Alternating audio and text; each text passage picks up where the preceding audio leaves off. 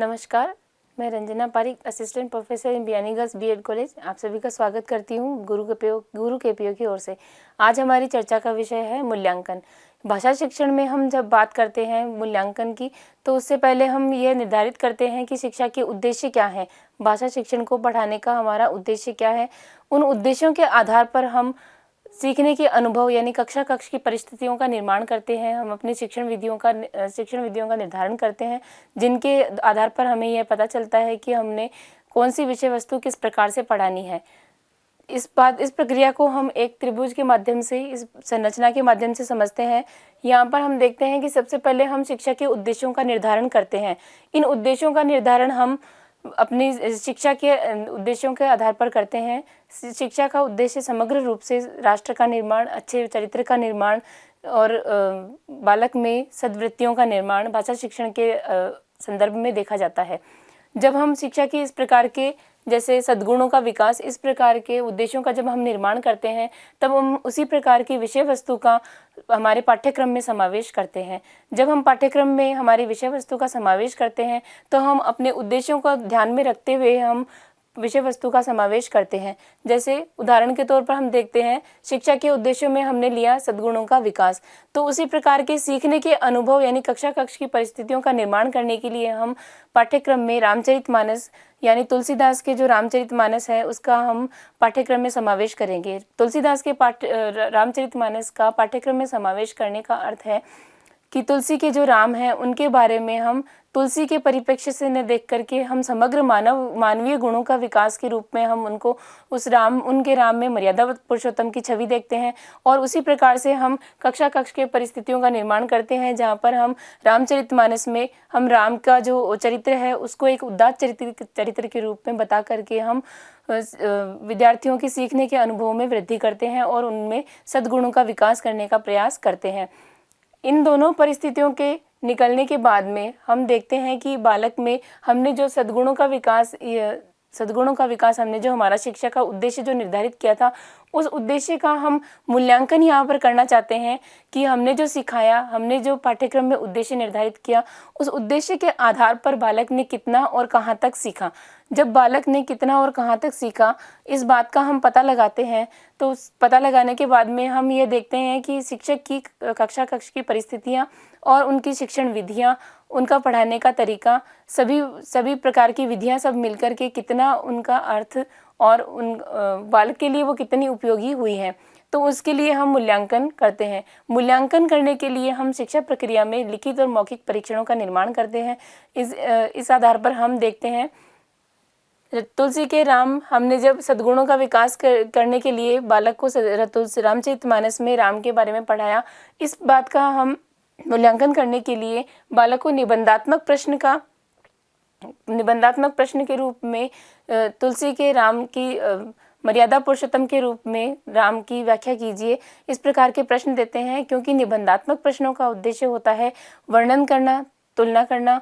बालक अपने शब्दों में किसी भी प्रश्न की जब व्याख्या करता है, तो उसकी बालक की स्वयं की अभिव्यंजना शैली, उसका सोचने का तरीका, उसका आत्म तत्व प्रधान रहता है। इस प्रकार से हम बालकों में मूल्यांकन को देखते हैं। जो हमने हमारा शिक्षा का उद्देश्य लिया था, उस उद्देश्य के आधार पर हमने सीखने के अनुभव निर्धारित करने के बाद में हम जब बालक ने कितना और क्या सीखा, इस प्रकार का हम देखना चाहते हैं, तो हम मूल्यांकन का निर्माण करते हैं। मूल्यांकन के लिए हम प्रश्नों का और परीक्षणों का निर्माण करते हैं। मूल्यांकन हमारी शिक्षा प्रक्रिया का एक आवश्यक अंग है, क्योंकि मूल्यांकन के द्वारा हम शिक्षा के उद्देश्यों को कहाँ तक और कितना सीखा, इस बात को हम जांचते हैं।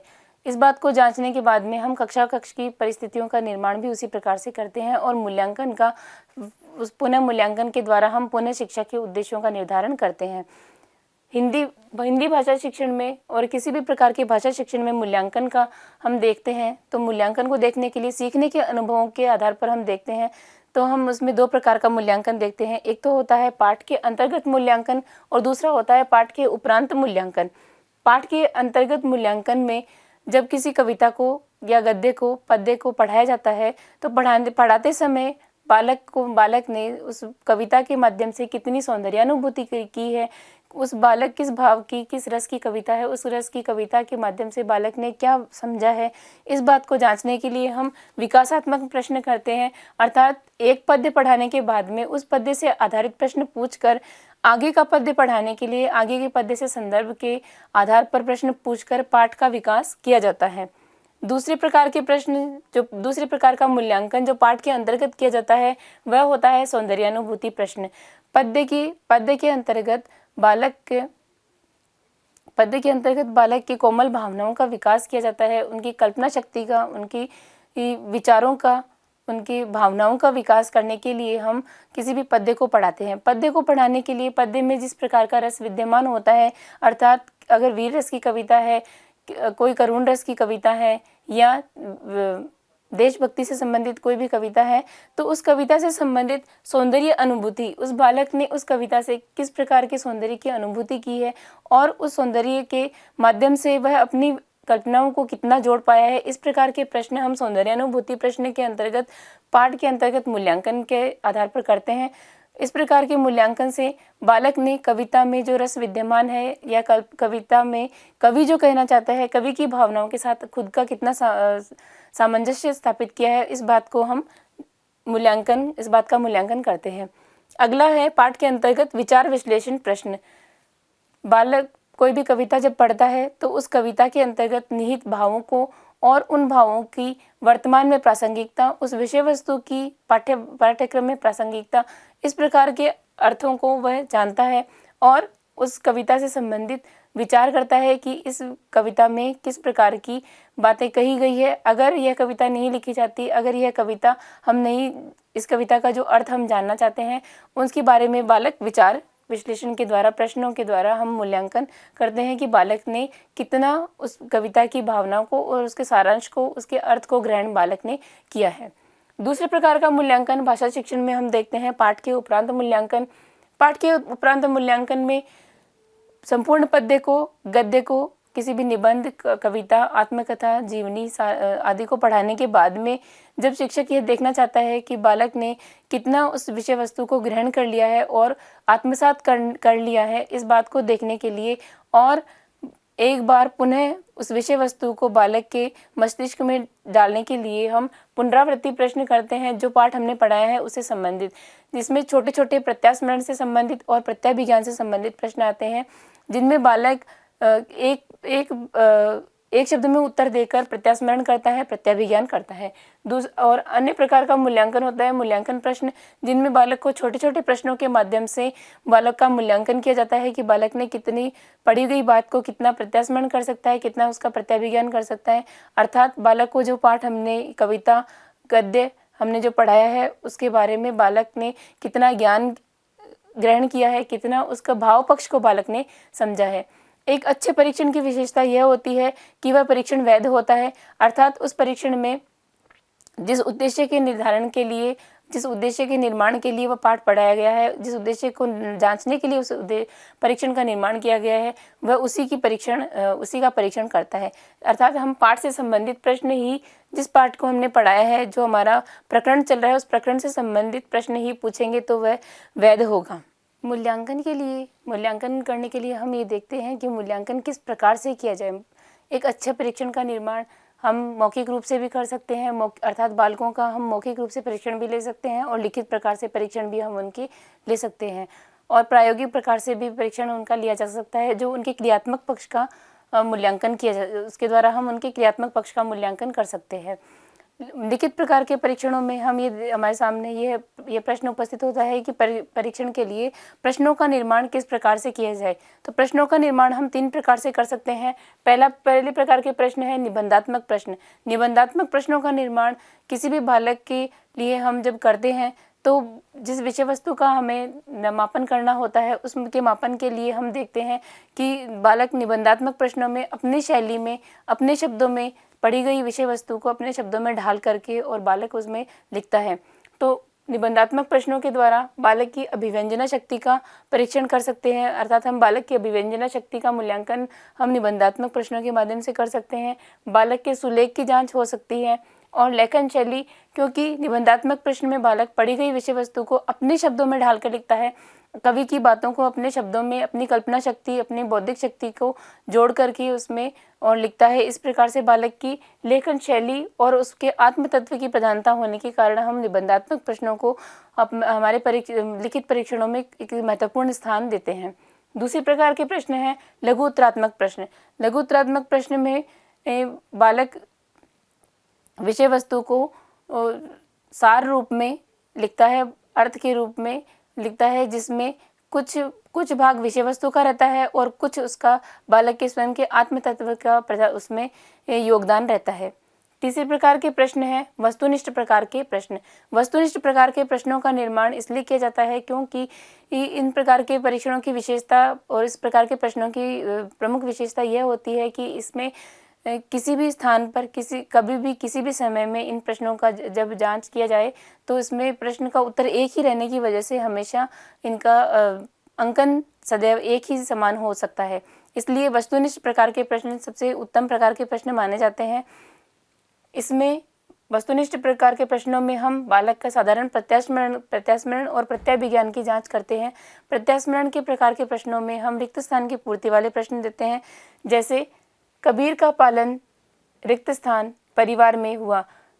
इस प्रकार के प्रश्न में आधी बात इसमें प्रश्न में लिखी गई है, कबीर का पालन परिवार में हुआ। किस प्रकार के परिवार में हुआ, तो बालक इसको प्रत्यास्मरण करके लिख सकता है, जुलाहा परिवार में हुआ।